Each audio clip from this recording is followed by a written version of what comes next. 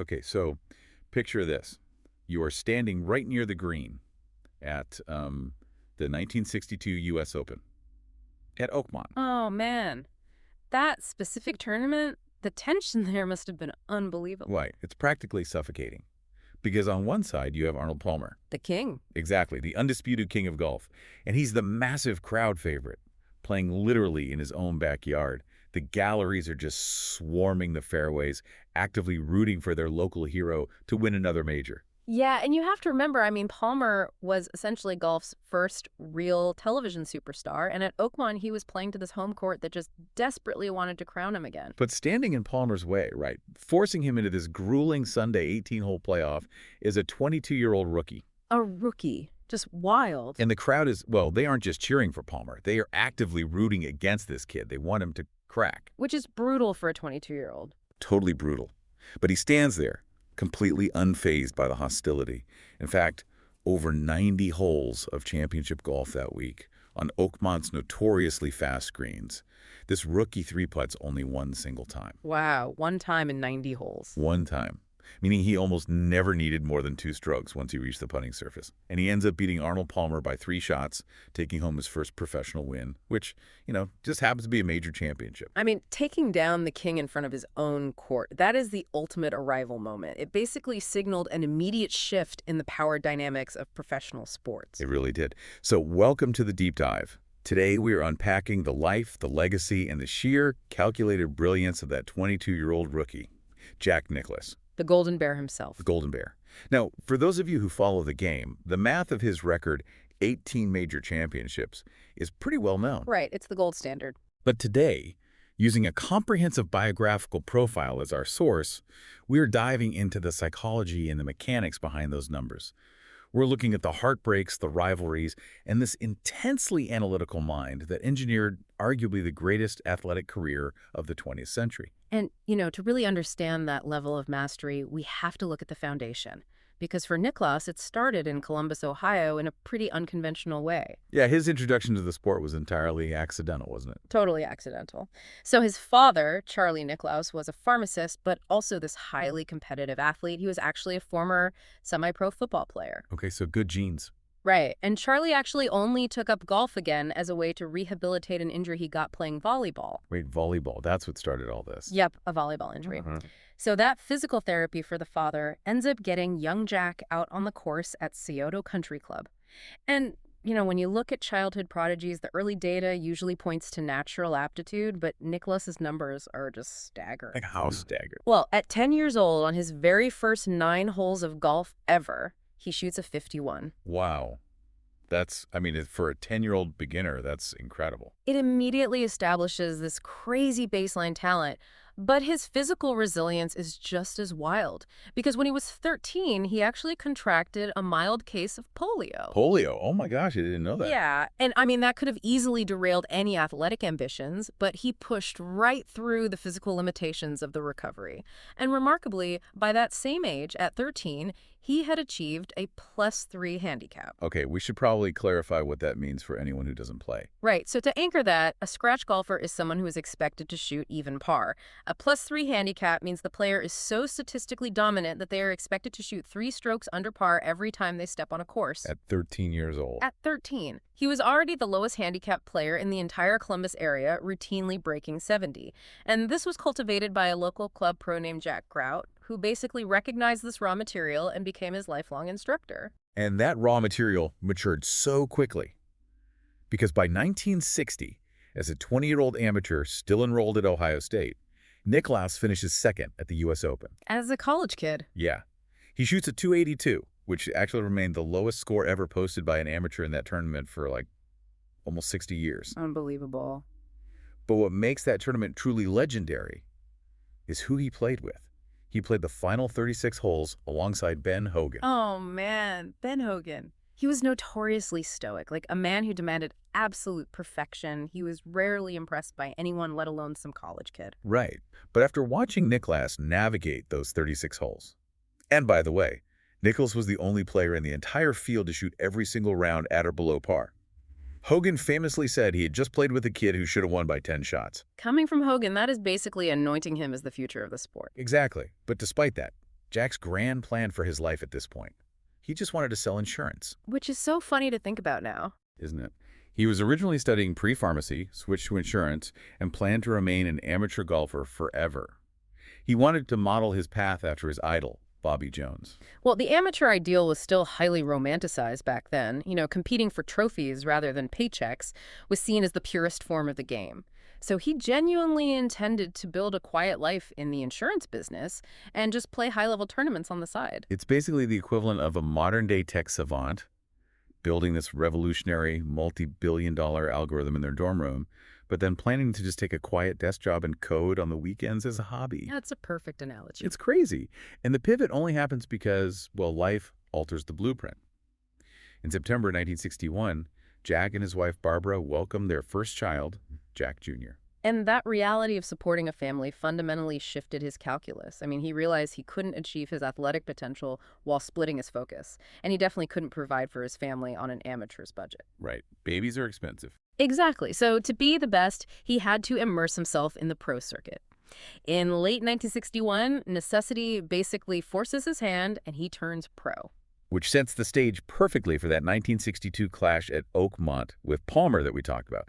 He enters the professional ranks out of pure pragmatism and just immediately disrupts the whole hierarchy. Oh, completely.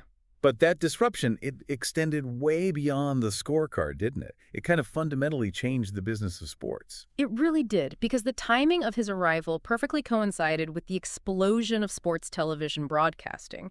And there was this young sports agent named Mark McCormack who saw the potential here. McCormack was already working with Arnold Palmer, right? Yes, and he very quickly signed Nicklaus, along with the great South African player Gary Player. And together, those three became known as the Big Three. And McCormack's management of these three distinct personalities effectively birthed IMG, the International Management Group, which evolved into a global titan in sports representation. Right, Nicklaus was suddenly this highly marketable superstar. I mean, he was shooting commercials for Eastern Airlines, looking directly into the camera to deliver lines like, "If you play golf, Eastern is your airline."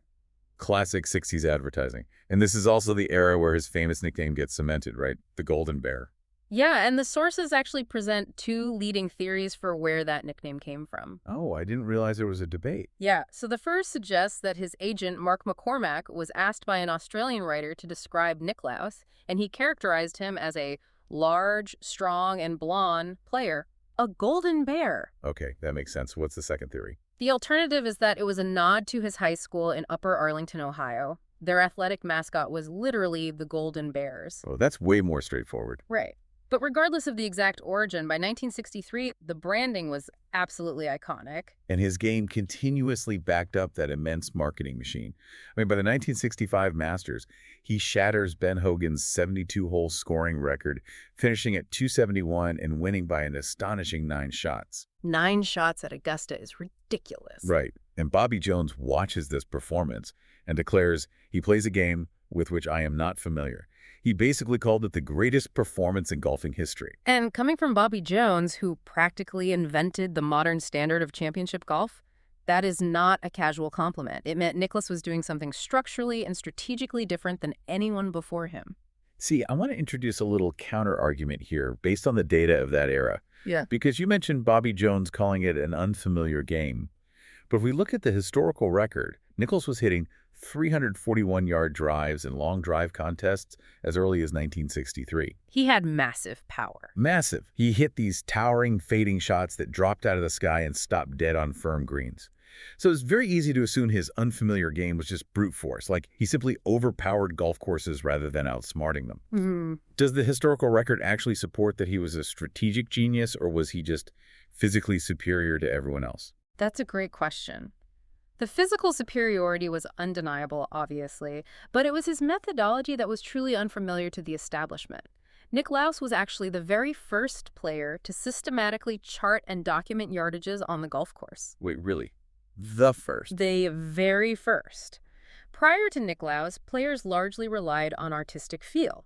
A player or a caddy would look at a bunker, judge the wind, guess the distance by eyesight, and pull a club. Nicklaus completely removed that guesswork. So he essentially treated the golf course the way a topographical surveyor treats a plot of land. Precisely. During practice rounds, he would walk the course, find a fixed point, like a sprinkler head or a distinctive tree, and physically pace off the exact yardage to the front, middle, and back of every green. Wow. He created detailed yardage books. He was out there doing complex geometry while his competitors were relying on intuition. He literally invented modern course management, planning every single shot to optimize the angle for the next one. So he wasn't just blasting it as far as he could. Not at all. He would frequently hold back on his immense physical power just to guarantee a better approach angle to the pin. His great rival, Gary Player, later summarized it by calling Nicklaus's mind the greatest the game has ever known. That level of hypercalculation, though, it has to take a psychological toll. I mean, pure, unbroken dominance is exhausting. Yeah. And as we move into the late 1960s, the armor of the Golden Bear begins to show somewhere. But before the slump fully takes hold, we witness a moment that defines his character just as clearly as any of his major victories. Yes, the 1969 Ryder Cup. Set the scene for us. So this is a match play event, pitting the United States against Great Britain. And unlike stroke play, where total score dictates the winner, match play is a hole-by-hole battle. The entire multi-day competition came down to the final hole of the final singles match between Nicklaus and Britain's Tony Jacklin. The tension of that specific format is just immense, and Nicklaus manages to sink a crucial 5-foot putt for par on the 18th green. So Jacklin is left with a tricky, sliding par putt of his own to tie the match. And if Jacklin misses, the United States wins the Ryder Cup outright. Exactly. But Nicklaus doesn't make him putt it. No, he doesn't. Shocking the crowd and, honestly, his own teammates. Nicklaus reaches down and picks up Jacklin's marker. He concedes the putt. Just picks it up. Yeah. He looks at Jacklin and says, "I don't think you would have missed it, but I wasn't going to give you the chance to." By conceding the putt, the match ends in a tie, and the two teams share the Ryder Cup. It stands as one of the ultimate acts of sportsmanship in athletic history. It gives me chills just thinking about it. But shortly after that profound moment of grace, his individual game goes into a tailspin. It does. Between 1968 and 1970, his physical condition declined noticeably. He put on excess weight, his stamina dropped during long tournaments, and he just stopped winning majors at his previous staggering rate. Did he ever explain why? He later admitted that he was just going through the motions, the competitive fire was dimming. But the catalyst for his resurgence comes from a place of profound tragedy. In February 1970, his father, Charlie, the man who originally brought him to Scioto Country Club to heal that volleyball injury, dies of pancreatic cancer at the age of 56. Just a devastating personal blow. But it triggered a massive psychological turning point for him. You see, Nicklaus realized that his father had lived a large part of his life vicariously through Jack's golfing achievements. Oh, wow. Yeah, and Jack felt this deep sense of guilt, believing he hadn't given his father his best effort during those recent lackluster years. And it's so rare in sports to see that. We often see grief break athletes down. It is a heavy, consuming emotion that usually takes years to process and rebuild from. Do you fold or do you focus? And Nicklaus, however, channeled that grief into an absolute laser-like focus. He completely rededicated himself to his craft. He lost 25 pounds in a single month to reclaim his physical stamina. 25 pounds in a month. Yeah. And more importantly, he reclaimed his psychological edge.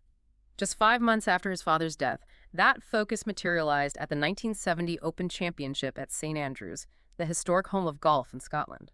And the environmental conditions for that tournament were brutal. They were playing through howling 56-mile-per-hour winds. But Nicklaus battles his way into an 18-hole playoff against Doug Sanders. Right.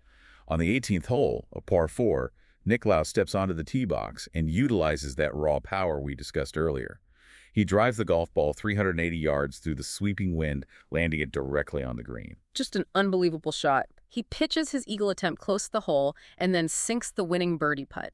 And in a really rare display of raw, uncontained emotion from a usually stoic player, he throws his putter high into the air. He had successfully navigated his grief and found his competitive fire again. Absolutely. And that renewed motivation carried him through the 1970s. He continually amassed major championships, becoming the first player in history to win all 4 modern majors twice, and eventually 3 times. But athletic longevity requires constant evolution. It does. Because by 1979, another severe slump hits. For the first time in his entire professional career, he fails to win a single tournament. Yeah, and you have to consider, he was approaching 40 years old. He already possessed more major championships than Bobby Jones. The conventional path for an aging athlete at that stage is to quietly transition into a broadcasting booth or, focus entirely on business ventures. But Nicklaus refuses the conventional path.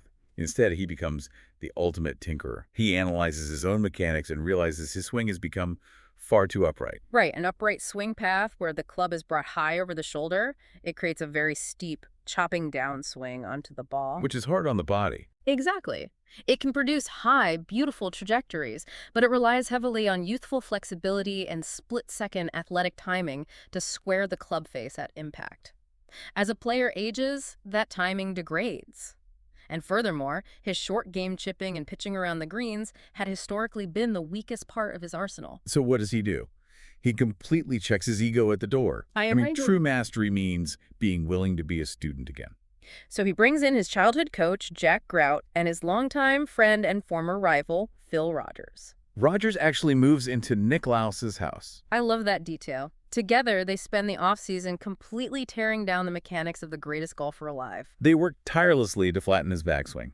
By bringing the club more around his body rather than straight up, Nicklaus could utilize his larger core muscles, relying on rotational physics rather than just the raw, fast-twitch timing of his youth. And Rogers helped with the short game too, right? Yes. Simultaneously, Rogers completely revamped Nicklaus's technique around the greens. And rebuilding the engine from scratch pays immediate dividends.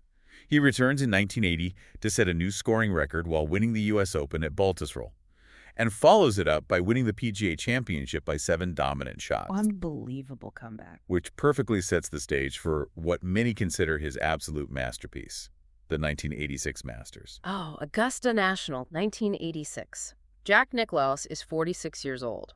In the context of professional golf at the time, he was practically considered a relic. No one expected him to be competitive, let alone contend for the title. But on Sunday afternoon, he channels a level of execution that just borders on the impossible. He shoots a brilliant 30 on the back nine. A 30? Yeah. That run includes a legendary sequence on holes 15, 16, and 17 where he goes eagle, birdie, birdie, meticulously dissecting the course with his flattened swing and veteran course management. He finishes with a final round 65, capturing his 18th and final major championship.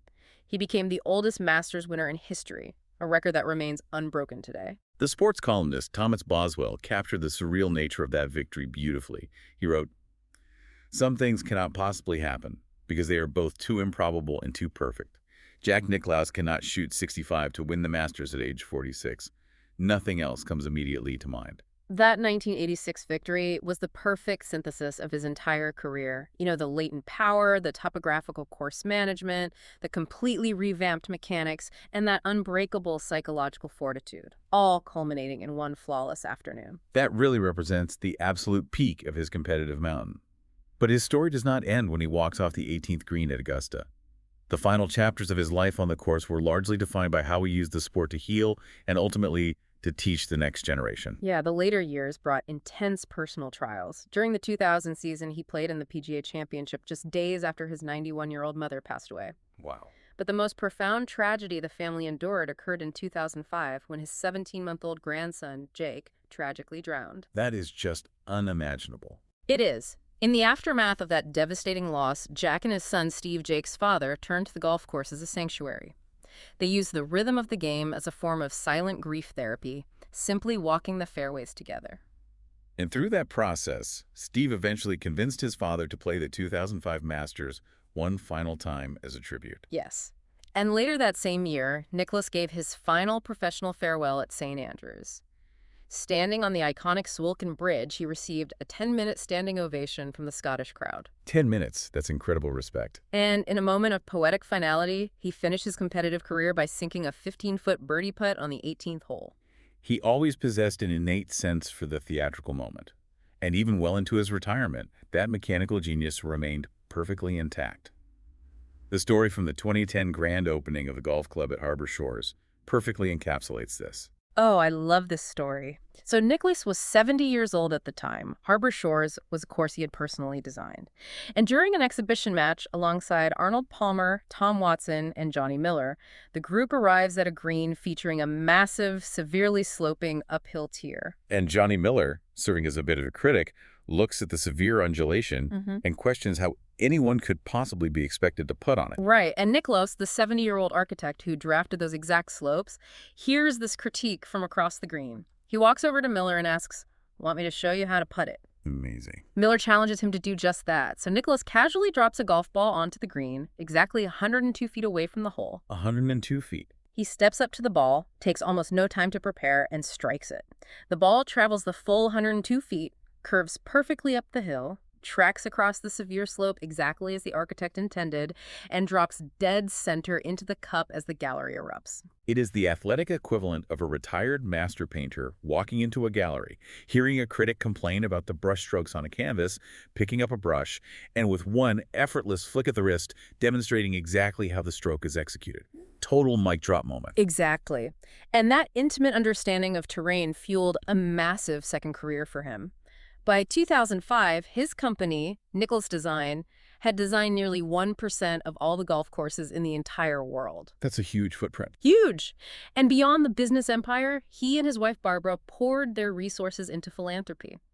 Driven deeply by the memory of their grandson Jake, they have raised millions for the Nationwide Children's Hospital and established the Nicklaus Children's Healthcare Foundation. When we synthesize a life and a career of this magnitude, it becomes clear that Jack Nicklaus is far more than the sum of his 18 major championships or his 73 PGA Tour victories. Absolutely. His legacy is a testament to the absolute triumph of the analytical mind over the physical body.